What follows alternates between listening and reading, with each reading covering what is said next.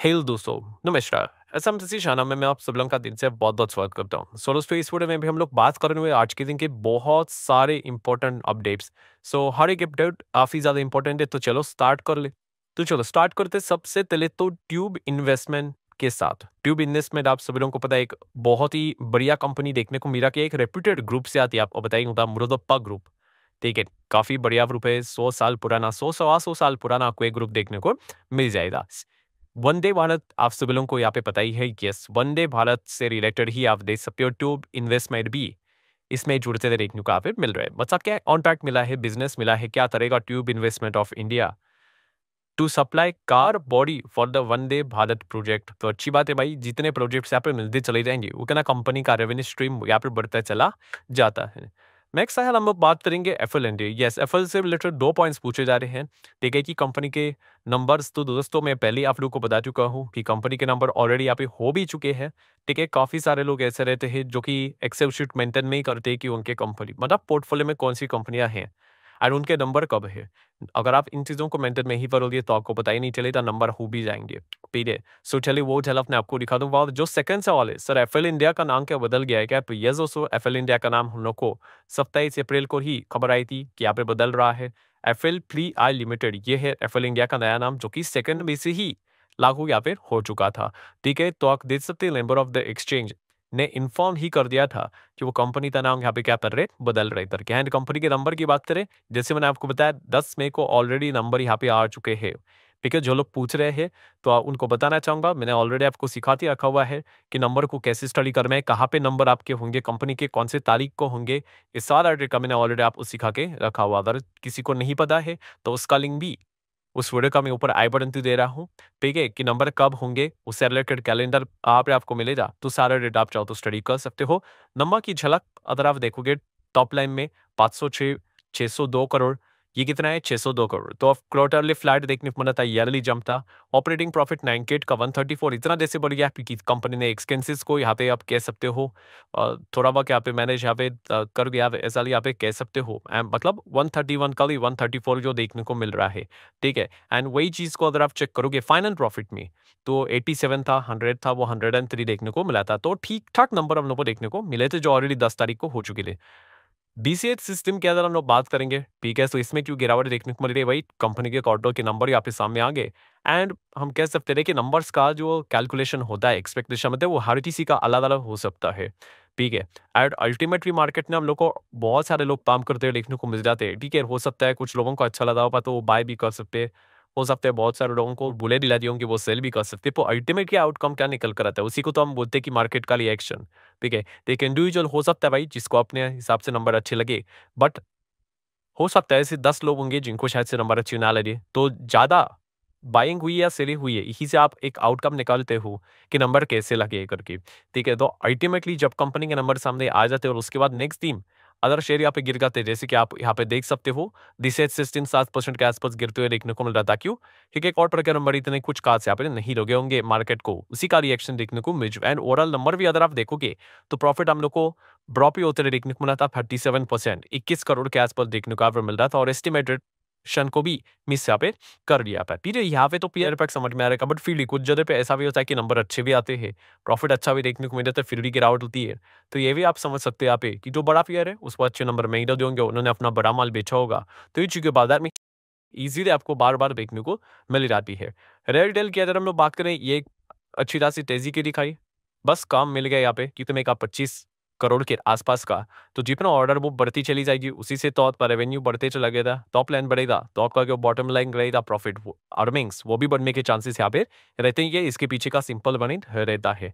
IPO की बात करेंगे तो बहुत सारे आईपीओ लाइन में खड़े आपको पता ही है, सेबी का अप्रूवल के रिक्वायरमेंट रहती है। एंड हीरो फिनकॉर्प की बात कर ले तो इसका भी आईपीओ यहाँ पे आने वाला है दोस्तों। तो सेबी ने इधर यहाँ पे अप्रूवल दे दिया है इनको 3668 3,500 करोड़ से भी बड़ा ये आईपीओ हम लोग को देखने को मिलने वाला है। जितना बड़ा आईपीओ उतना अलॉटमेंट के चांसेस बढ़ जाते हैं। हाँ, फिलहाल आप कह सकते हो मार्केट में जितने भी आईपीओ यहाँ पे आ रहे हैं उसने उतना क्रेज आपको देखने को नहीं मिलेगा जो कि एक टाइम पे था, क्योंकि कि जब बहुत ही भयंकर लेवल पे बुल रन देखने को मिल जाता है। अभी भी मार्केट वो खराब नहीं कर रही, 26,277 से आप स्पील देखोगे तो 25 के ही थोड़े हम लोग नीचे है। फिर भी मार्केट ठीक ही परफॉर्मेंस यहाँ पे कर रहा है, बट फिर भी हाँ, जो माहौल बना है मार्केट का, काफ़ी अनसर्टेनिटी वाला माहौल है, ठीक है, उसमें जोश नज़र नहीं आता, जब जोश में होता है तो एक्स्ट्रा प्रीमियम थोड़ा बहुत मिस आउट पे यहाँ पे हो जाता है। एनीवेज हम कह सकते हैं हीरो फिनकॉर्प का भी आईपीओ आपको जल्द से जल्द अभी आते रहे देखने को यहाँ पे मिल जाएगा, सारे पेपर वर्क से यहाँ पे हो चुके हैं। ओला इलेक्ट्रिक की अगर हम लोग बात करें दोस्तों, तो रिपोर्ट के जरिए यहाँ पे बताया जा रहा है दोस्तों कि अभी ये जो मई मंथ खत्म होने वाला है, ओला इलेक्ट्रिक के आंकड़े शायद से ठीक में ही होंगे, वो थर्ड स्पॉट पे हम लोग को स्लीप होते रहे देखने को आप मिल सकता है। टू व्हीलर इलेक्ट्रिक बाइक से रिलेटेड बात करते हो तो उनका बिजनेस तो वही है, ठीक है। एंड हम कह सकते हैं यहाँ पे फिलहाल तो बताया जा रहा है कि उनका जो मार्केट शेयर रहेगा वो आपको इस वक्त तो 20% तक देखने को आप मिल जाए, मगर एक जमाने में 54% पे था ओला इलेक्ट्रिक। फिर गिर गिर के आप देख सकते हो 40, 35, 30, 25 एंड अभी 20% की बात यहाँ पे की जा रही है। तो ठीक है, अभी मई मंथ खत्म होने के लिए ज्यादा समय तो बचा नहीं है, जैसे खत्म हो जाए 1 जून का डेटा यहाँ पे निकल कर आ जाएगा और पता चलेगा कि एक्चुअल में ओला इलेक्ट्रिक का परफॉर्मेंस कैसा है। बट वैसे देखा गया तो ओला इलेक्ट्रिक एक कंसिस्टेंटली फॉल ही होते हुए देखने को मिला है, बीच बीच में थोड़ा बहुत कमबैक कर लेता है, बट इतना सॉलिड कमबैक नहीं होता है कि बहुत आगे निकल जाए। तो ये दिक्कत हम लोग को देखने को यहाँ पे मिल चुके हैं। एंड कल के दिन की बात करें तो कंपनी अपने Q4 के नंबर भी सामने रखेगी, फिर यहाँ पर इंटरेस्टिंग रहेगा। आदि एक स्टार्टअप टाइप की कंपनी है तो प्रॉफिट वेफिट के तो चांसेस तो होते हैं नहीं, लॉस के चांसेस यहाँ पे रहते हैं। तो ज्यादा जो फोकस रहता है वो कहाँ पे रहता है, इनका रेवेन्यू के ऊपर होता है कि भाई कमाई कितनी की है, रेवेन्यू कितना किया है, वो इंपॉर्टेंट चीज है। ठीक है, आप गाड़ी आप ज्यादा बेच सकते हो यूनिट के हिसाब से। अगर आप अपनी गाड़ी 1 लाख की गाड़ी मान लो 20,000 पे बेच दो, तो नंबर क्या होगा, अरे भाई बहुत ज्यादा गाड़ियां बिके इधर के, को नंबर अच्छा लगता है हमें, बट कमाई कितनी होती है, बहुत कम होती है। क्यों? क्योंकि पहले 1 लाख की गाड़ी आप 20,000 पे बेचते वो, मतलब पहले एक गाड़ी बिकती थी, अभी 5 गाड़ी बेच रहे वो, तो जाके वो 1 लाख बनते नहीं। जस्ट रफ एग्जाम्पल दे रहा हूँ आपको समझने के लिए। तो इसीलिए ये जो रेवेन्यू स्ट्रीम जो रहता है, ये नंबर जो रहते हैं, वो काफी इंपॉर्टेंट रोल प्ले करके एक्चुअल पिक्चर सामने लाने के लिए। तो रेवेन्यू के ऊपर फोकस रहेगा कि ओला इलेक्ट्रिक का परफॉर्मेंस कैसे रहा है। बाकी लॉस की तो बात करें, वो कितना नैरो वाइड हुआ है, इसी के ऊपर हर किसी का वापस एक दोबारा फोकस रहने वाला है। देन बीडीएल की बात करें, बीडीएल के नंबर सामने वो देखने को मिले थे, इसी चीज के चलते वो प्रेशराइज होते रहे देखने को आप मिल गया। ठीक है, इसी चीज के चलते गिरावट भी हम लोग को देखने को मिली थी। जेआरएससी की बात करें तो इसमें तेजी देखने को मिली जब से वो 44,000 करोड़ की खबर हम लोग को देखने को मिल चुकी है कि यहाँ पे इंडियन नेवी की ओर से एक बड़ा ऑर्डर आ सकता है करके। अभी तो कोई कंफर्मेशन यहाँ पे नहीं है, तब से डीआरएससी माजगांव शिप बिल्डर्स थोड़ा हरा भरा परफॉर्मेंस दिखाते रहे देखने को यहाँ पे मिल रहे हैं। देन बात करेंगे दोस्तों तो सीरियस एंड ये सीरियस है, हम कह सकते हैं मैनेजमेंट में बदलाव होते रहे देखने को यहाँ पे मिल चुका है। एक नए चेयरपर्सन की नियुक्ति हो चुकी है एंड वो 30 जुलाई से हम लोग को ज्वाइन करते रहे देखने को यहाँ पे मिलने वाले हैं। ठीक है, प्लस उसी के साथ साथ सीरियस दिखा गया, आज के दिन भापते रहे देखने को बोला है। देन मार्केट गिरते हुए देखने को मिला है, तो बेसिक सवाल आ ही जाते, अरे सर आप तो कहते हैं कि इस मार्केट के हिसाब से चलता है। तो अगेन कह रहा हूं दोस्तों, जो मैं हमेशा रिक्वेट करते रहता हूं, इसका अर्थ ये नहीं कि 1+1 इज इक्वल टू 2, वैसे ही कि आपने मार्केट ऊपर तो सीडीएसएल ऊपर, मार्केट नीचे तो सीडीएसएल नीचे, ये ऐसा फिक्स नहीं देखने को मिलेगा आपको। हाँ, बट अगर आप प्रोबेबिलिटी देखोगे, दोनों का चार्ट पैटर्न अगर आप चेक करोगे तो आपको पैटर्न ऐसा देखने को मिलेगा, इधर सीडीएसएल की बात करो या फिर बीएससी की बात करो। क्योंकि ये मैं बार बार कहता हूँ, इसको फॉर्मूला मत बना लेना, आप ही लोग इसको फॉर्मूला ही बनाकर चलते हैं कि अच्छा यहाँ पे मार्केट गिरा तो ये भी गिरना चाहिए, अच्छा ये भागा तो ये भी भागना चाहिए। हाँ, अगर आप 10 में से चेक करोगे तो 7-6 बार आपको ये चीजें देखने को मिलेगी, 3-4 बार आपको नहीं भी देखने को मिलेगी, बट एवरेज अगर आप चेक करोगे तो इस कतार का पैटर्न इजीली आप लोगों को विजिबल यहाँ पे हो जाता है। देन बात करें दोस्तों को एलआईसी का परफॉर्मेंस एकदम धुआंधार देखने को मिल गया। जिन वही चीज कि बाजार को नंबर अच्छे लग गए, ऑर्डर फॉर के प्रॉफिट की बात करें तो 38% की जंप देखने को मिल गई एंड डिविडेंड भी कंपनी में यहाँ पे दिया है। नेक्स्ट अगर हम लोग बात करेंगे जेनटेक में लिए आप यहाँ पे देख सकते हो, काफी लोग पूछते हैं सब सडन यहाँ पे सर्किट लगता है, मतलब अपर लगता है फिर लोअर सर्किट भी लगता है, तो ये क्या होता है? तो बहुत ही सिंपल है दोस्तों, छोटे कंपनीज में इस कतार की चीजें चलती है।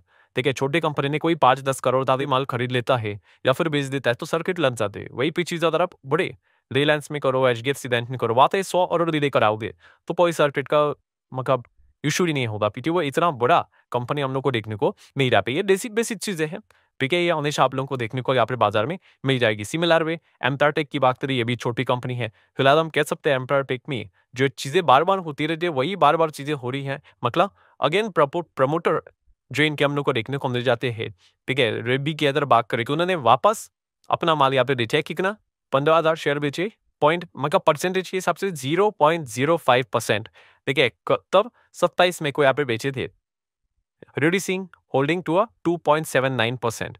ठीक है, तो एवोटार टेक के प्रमोटर में इसके पहले भी हम लोगों ने देखा था बिकॉल यहाँ पे वो थी। ठीक है, यहाँ पे एफआईसी इतना ज़्यादा इंटरेस्टेड नहीं, बीएस थोड़ा सा ज़्यादा इंटरेस्टेड नजर यहाँ पे आ जाते, शेयर होल्डिंग पैटर्न से आपको अंदाजा आ जाता है। देन बात करेंगे दोस्तों तो Vodafone idea. Yes, Vodafone idea के लिए काफी इंपॉर्टेंट इंटरेस्टिंग दिन होने वाला है। मतलब देखिए, कंपनी तो क्वार्टर फोर के रिजल्ट डिक्लेयर तारीख कब डिक्लेयर या फिर करने वाली है 30 मई को। बट इंपॉर्टेंट चीज क्या है वोडाफोन आइडिया से रिलेटेड, नंबर में क्या नहीं देखना है, सबको बताइए भाई, भाई रहने वाला है। इंपॉर्टेंट चीज है दोस्तों फंड रेजिंग। ठीक है, सो जैसे कि खुद वोडाफोन आइडिया ने बोला है कि उनके पास सिर्फ 11 महीने है। ठीक है, 31 मार्च 2026 पत्ता ही वक्त है। अगर यहाँ पे कोई मदद नहीं आई, फंड रेजिंग उधर नहीं हुई, तो इवेंचुअली कंपनी बैंकक्रप्ट यहाँ पे हो जाएगी। ठीक है, साला लग सकता है, ये चीज़ें भी क्वाइट पॉसिबल है। तो ये जो फंड रेजिंग रहेगा दोस्तों, ये आल या पार जैसी चीज़ें यहाँ पे होने वाली है। लेट्स सी कितने के अनाउंसमेंट हुए यहाँ पे करते हैं। जिन कह रहा हूँ बोर्ड ने मंजूरी देकर कुछ नहीं होता है भाई। ठीक है, सामने वाला पार्टी में दिला चाहिए। जैसे कि मैं बोलने के नहीं बोल सकता हूँ कि चलो डिसाइड कर लेते हैं, हर में ऐसे बोल रहे हैं हम लोग कि 20 करोड़ का लोन ले पे है, 100 करोड़ का लोन ले पे, ठीक है, मंजूरी दे देते हैं, दे दिए खुद से घर से ही, सब लोगों ने ओके ओके बोल दिया। दे रहा कौन? बैंक के पास जाते हो तो मला देते हैं। वैसे ही है दोस्तों कि इनको पैसा दे रहा कौन, दैट्स द बिगेस्ट मतलब सबसे बड़ा प्रॉब्लम एंड क्वेश्चन हमारे देखने को मिल रहा है। बट लेट्स सी क्या होता है। नेक्स्ट अगर बात करेंगे आईपीसी बहुत ज्यादा चर्चे में रहा आज के दिन, और वो चर्चा इसी रही थी दोस्तों, इसके पीछे का रीजन है बैट कार्ड कैरी क्रिकेट के बैट में ब्रिटिश अमेरिकन टोबैको। ये जो कंपनी देखने को मिल रही है वो आईपीसी ने बहुत बड़ा स्टेक होल्ड कर भी है, और ओयल अपना 2.5% स्टेक सेल कर दिया। 12,900 करोड़ में, बहुत बड़ी ब्लॉक बड़ी से। ठीक है, इसका भी रिफ्लेक्शन आज के दिन आपको दरो मार्केट में देखने को मिल जाएगा। सो इतना बड़ा माल तुमने यहाँ पे बेचा है। और मैं आप लोगों को बताना चाहूंगा, बैट ने पहली बात इन्फॉर्म कर दी थी कि 2025 में वो क्या करने वाले, अपने स्टेक को निकालने वाले। इनफैक्ट ये तक खबर आ रही थी कि शायद से वो पूरा माल भी निकाल दे। ठीक है, सो इसी चीज कूट के चलते ये हम लोग को क्या देखने को मिल रहा है, प्रेशर देखने को मिल रहा है कि यूजुअली चीजें वो डिस्काउंट के ऊपर हो जाती है, और इतना बड़ा माल यहाँ पे बेचा